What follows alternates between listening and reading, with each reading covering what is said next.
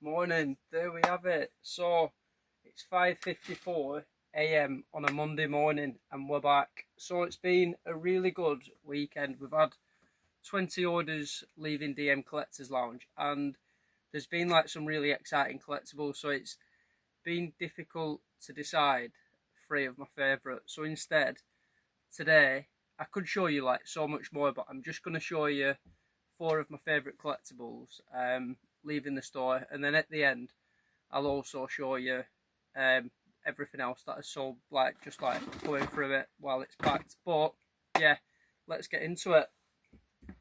Let me just move this. Have some water. It's surprising, like first thing in the morning, like your throat is so dry. So in at number one, it's Rocky Balboa month over on my eBay store, because every month at the start of the month I like to dedicate my shop to a specific collectible, and this month it's for the greatest film series ever made. So it's Rocky, and we've had a Rocky Balboa figure sell. It's Rocky 5 and it's the one and only Tommy Gunn, the guy that Rocky raised, made him into the next Rocky really, and then he basically turned against Rocky, all in the same. Well, in a way, it could have been from lack of knowledge really, and like just a bit like new to the game. But he ended up turning on Rocky, all because of the money. And yeah, they had that famous fight scene on the streets. It's the only fight that didn't go to the ring, so Rocky didn't make any money from this film, fight. But yeah, really good film. And the Tommy Gunn figure, it's basically depicts him. Looks quite angry in the face. I'll try and do a zoom in on the photo, but he's got the Apollo Creed shorts on that were also gifted by Rocky. Yeah, great film. Let me know in the comments if you've watched the Rocky film, and am I over-egging it, saying that the Rocky series is the greatest film series ever made. Get this packed up now. It's surprising, like at the minute it feels I feel like the most organised I've been at my unit. It's the first time in ages I've just been fully stocked on all my packaging. I've probably got like, I don't know, maybe 500 to 600 of these. There's still another 500 at my house. So it just feels so nice at the minute being organised. Very good. And also, actually, hopefully, I'm really hoping the collector that buys that's bought this comes over to the YouTube, because they've bought like 3 or 4 Rocky figures off me now. So I'm gonna write a personal message on this, and hopefully get them over to the YouTube channel. But we'll see. There's like, at the minute there's over 50%, I think. I don't get many views on the channel, but like over 50% of the viewers aren't actually subscribed to my channel. So if you are watching this channel and you enjoy collectibles, or you enjoy like watching businesses grow, then hit that subscribe button, like the video, and leave a comment, because it is what's going to basically help this channel grow in the long term. But yeah, boom, that's number one done and dusted. Let me just move some of this packaging away. So moving on to number two, and this time it's a wrestling t-shirt. And you know, if you watch the channel, the wrestling t-shirts absolute bedded this morning. The wrestling t-shirts, they tend to make it in my top 3 because I love the design. Wrestling brings back a lot of nostalgia to when I used to like love watching wrestling as a kid. But in at number 2 we've got this. It's a WrestleMania 24, so it's from 2008, and yeah, basically t-shirt showing the lineup on that day. Some big names fighting: Triple H, John Cena, Randy Orton, Edge, Undertaker.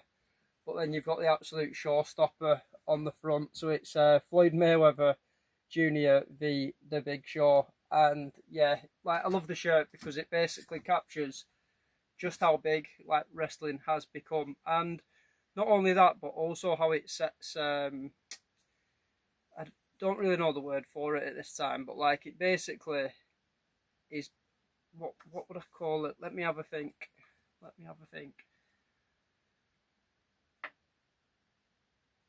Yeah, it's too early to even think, but it's basically always pushing the boundaries in terms of like show business, because it's getting different worlds to meet. And you see wrestling where they've had some like huge names. They've had Tyson Fury, Logan Paul, they've had Floyd Mayweather. There's been so many big names that have had appearances in the wrestling world. Like even as fans, I've seen like football managers, Jose Mourinho, get called up in the crowd and stuff. So it's always trying to get different fans from different areas, basically watching the entertainment. And yeah, really nice shirt that depicts that. So when I'm selling shirts, if the shirts I like, I will get them in regardless of the condition. But when I am selling them, I always check three specifics, which is the colour. And the colour on this, it still looks really fresh. Like even though it's black, when black's been worn a lot, it can start to look a little bit dull and faded and bobbled. But again, with this, it's in that really nice condition. And then after that, I'll always check the print. So is the print complete? Is the signs of cracking? On this shirt, like again, it's in like really good condition. There's like slight areas of cracking, but it's consistent across the shirt, and it still looks like in really good order. If you see it there, like you can make out all the faces, and then on the back there's like no trouble reading those letters. And then after that, the third and final thing I check are the inside labels. Are they present? Are they clear? Are they easily readable? Again, they're all like really good signs, because if it's been worn a lot, you'll start to see it be faded and it'll be difficult to read. But on this one, again, it's in really good order. I'll just quickly show you.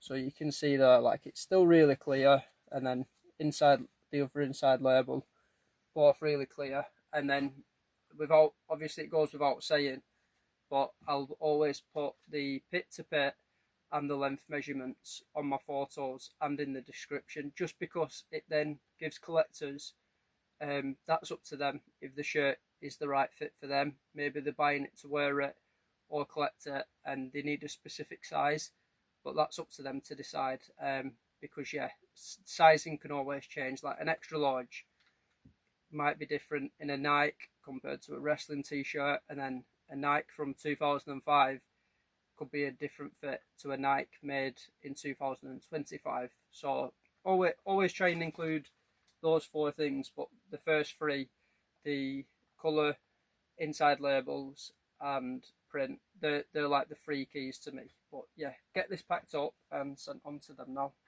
I do love it, to be honest. Also, when shirts sell, I have become like a bit of a pro at packing these because they're so easy. So in an ideal world, I'd just sell like collectible t-shirts all day, but obviously that's not the case. But like packing them is just so easy. I've just got the fold on point, and yeah, it's just, yeah, happy days. Get a little mailer out in a sec and that's good to go. It's funny, I was getting out of bed this morning and I was thinking, like, obviously we've got nice weather, so it's so much easier getting up at like 5:30 when it's not freezing cold. It's lightish. It's not like really light, but it's lightish. But come winter time, that's when you're gonna see like the absolute dogfight, because yeah, you just want to stay in bed at that time. You don't want to be getting up. It's freezing when you obviously get out from under the quilt. But doing it, like getting this consistency going through the summer and stuff, it definitely helped. It's definitely going to help during those winter months. But we'll see if I'm still getting up at 5:30 on in like November, December time. But in a way, that's like crunch time really as well, because that is hopefully when I am at my busier. So because with like Christmas coming and stuff, and being in like the industry that I'm in, like selling toys, football shirts, music memorabilia, comics, that kind of thing, I do tend to see like an increase in sales. So it's more important than ever, especially with my stock constantly growing on DM Collectors Lounge. It's going to be so important I get ahead of the game by really being consistent and getting up nice and early. But we'll see if it happens. In at number 3, where is it and what is it? So we're going to show this actually. So it's a vintage football pennant. It's from Celtic. It's dating back to like the 1980s this. And yeah, really nice pennant. I think the pennants make such nice displays. And it's been a lot of fun. I made the listing for this last Wednesday and last Thursday. And it took me 2 days to complete it. But these pennants came into the store thanks to a challenge that I'm doing on Vinted, where I'm basically selling my old personal stuff on Vinted to free up some space and test the Vinted platform and what's it called? Basically, yeah, free up some money. So with that money I've made from selling my old stuff, I've then used that money to basically reinvest it in collectibles that I do want for DM Collectors Lounge, and I managed to get my hands on maybe like, I don't know, 120 vintage football pennants, and so I made a multi-listing for them, and they've been really popular. Like I've had like quite a few orders, so I just wanted to show. It's a good opportunity actually, just to show the multi-listing, where basically you can see there, it's all in alphabetical order, and then it's got a list of like all the vintage football pennants, but some really nice pennants in there. There's been a few sales going out this week, which I'll touch on. But yeah, just think they make like such nice displays for fans, and yeah, I'm always going to send these out flat, just because they're in like very good condition. If they already had creases in them, I wouldn't have a problem folding them on their existing creases. But when these are flat as they are, I'm going to maintain that. So it's costing me more money to send them this way, but I know when they arrive, like if you're a collector, you're really going to appreciate the care that's gone into packing it. So get this one packed up, and then we'll get on to number 4 and show you what number 4 is. Right, so that's all packed. It does take quite a while to pack that because I don't have any packaging suitable for it. So I basically get like sheets of cardboard, and then I'll basically keep folding it until I'm happy that it's secure, and it will be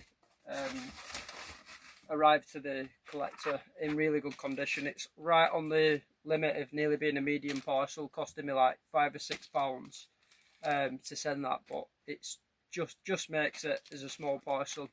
But that's that one packed. Now we'll show you number 4 if I can find it. Where have I put it? There it is. So in at number 4 we've got this. It's a 1990s Furby toy figure. I did test these. I'll do some close-ups, but in like mint condition, these sealed, like these fetch like ridiculous money. I think this sold for £75 or £85, something like that, and it could potentially be going global shipping, I think. So definitely have to pack this one well. But yeah, Furby there, you can see it's still got its original box. I don't think it's got the instructions with this one, but it has got its original tag still attached to the ear. I did do videos on my eBay listing just to basically show the functions of it, because they're really hard to test, the Furbies. You've got to like wake them up and stuff like that. Sometimes you might have to leave the batteries in for days until it wakes up, and that's as me as like a dealer, it's like I'm leaving it there on the side for days to test if it's working, because say if you don't have the knowledge, you might just put the batteries in and be like, oh, it's not working, no worries, and sell it as broken. But sometimes it can literally be like in a couple of days it will just start making noises, and then you have to go on Google or YouTube and like see what commands you can say or like do to try and get it to like do stuff. So on the video I basically tried to show what was working. There was times where it were like making noises and the ears were moving, but the eyes weren't opening. So I think that was potentially like a bit of a malfunction or a defect. So I included that in the description and on the video. But yeah, really nice figure, and we'll get this one packed up and sent on to them now.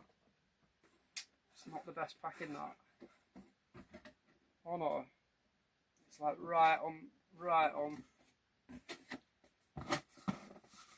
like right on. Just worries me. So, with it being a plastic packaging and going international, I might be better sending that. I think I'm going to be better sending that as a medium parcel. One sec.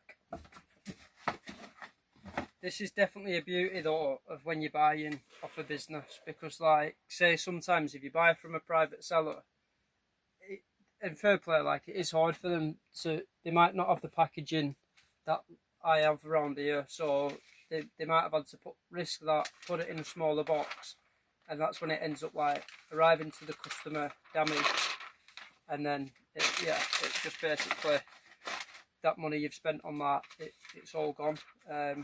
So it's not worth it for me. Like it's going to cost probably £2.50 extra to send it, but it's going to be being sent in a way that I know this is going to arrive safely, or at least I'm confident it will arrive safely.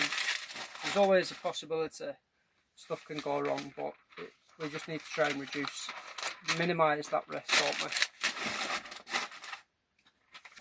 I'm going to finish getting this packed, and then I'm going to pack everything else that has sold over the weekend, and then I'll be back with you in a sec. Rightio, so that's all the packing done. We're going to start, I'm going to show you obviously what else has sold on the eBay store over the weekend, but we're going to start with this. It's a 2004 Olympic game poster. This will be in my top 3, but I don't want to take it out the tube, unroll it. Instead, I'd prefer to like put a picture on there and give it a special mention first, because it's like a really nice display piece, and these actually came in with a whole range of different Olympic game posters. I think it was from like the late 80s up to the early 2000s, and before I started doing the YouTube, a collector actually reached out to me and bought a 1992 Olympic game poster, and the reason for that is because they were buying it for the wife to obviously display at home, because she took part in the 1992 Paralympic Games. So it's always a really nice reminder when these Olympic Games posters sell, that you never actually know who's buying your collectibles and the story behind them actually buying them and what they're using them for. So that's the reason, like, for the YouTube channel, to try and connect with collectors and yeah, basically learn from them, teach them where I can, and yeah, share stories. But really nice reminder when the Olympic Games posters sell. So what else has sold? We had a wrestling accessory bundle that came in late last night. Another wrestling accessory. We had, that's quite heavy, so we had some Queen fan club merchandise sell.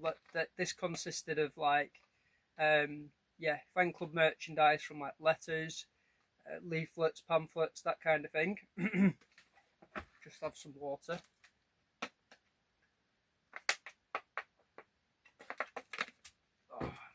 Wrestling accessory. This, another football pennant. Again, it was between Celtic and West Ham, which one I decided to show you this morning, but I already had the Celtic one out. But this West Ham one is also a really nice pennant too. Big show and all that one. Another 2 football pennants sold. This is for Hallam FC. It's a lower league team, but it just shows that, like, when you type in, say, Hallam football pennant, there's none coming up on eBay now, because the only 2 that were on eBay have sold. But yeah, another 2 pennants sold. Wrestling accessory. Hasbro wrestling figure. Wrestling figures. 2 soccer stores, Bayern Munich. I'm not too sure on the players who's in there. I've not wrote them down. A Grizzlies NBA vintage pin badge. Pin badges, like, for me, I love them because they tell stories again, and it's a really unique way of collectors and fans being able to show basically their appreciation for whatever it is on that pin badge. I have started actually creating some multi-listings for Hard Rock Cafe pin badges. Again, music is a massive passion of mine, and I don't know if you've ever been to like a Hard Rock Cafe, but them places are like just filled with collectibles that I'd love to have at DM Collectors Lounge. Like, there's some amazing pieces. But yeah, if you've never been to a Hard Rock Cafe and you're into like music or collectibles, if you're into both, it's just like, yeah, paradise. But I've started making a multi listings for some Hard Rock pins because I'm aiming to get more and more of them into the store, because yeah, they make like really nice displays, they make really nice like collectibles, and I love going through them.